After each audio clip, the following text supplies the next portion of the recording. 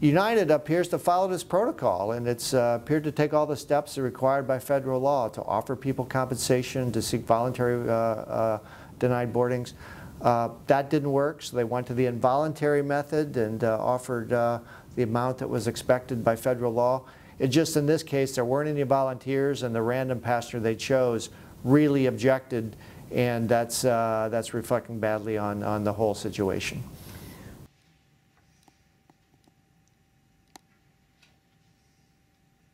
The passenger did not have the right to stay on the airplane. Really, airlines have the right to bump people with compensation. The captain's word goes, you have to respond to that. And this passenger seemed to feel that somehow he had a uncompromised right to have that seat. And of course we know that that's not the case.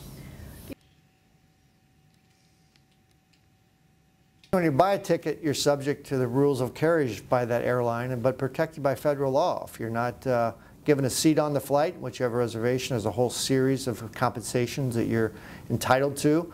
That was offered in this case. But the airlines do have the right to bump you if they're willing to pay what the federal government mandates is the requirement.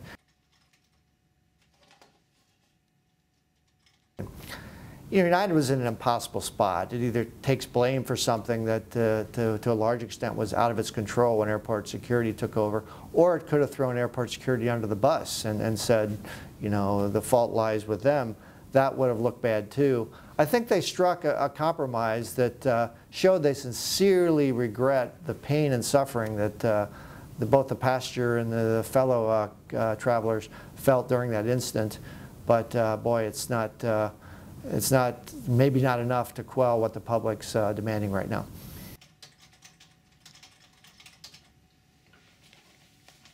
I think we all look at this and we say, you know, this is what happens with flying today, that passengers often have a righteous feeling when something goes wrong, and if they scream loud enough, airlines will bend to accommodate their needs.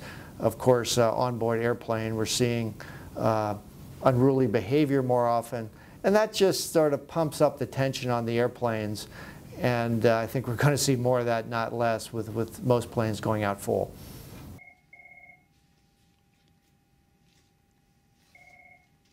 Hello, Joe here.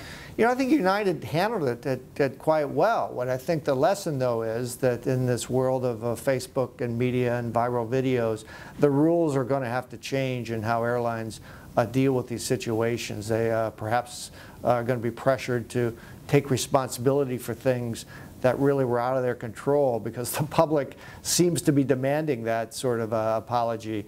In this case, when things go this viral, airlines have to manage it, even if it means sort of swallowing their pride a little bit and taking heat for something that wasn't their doing.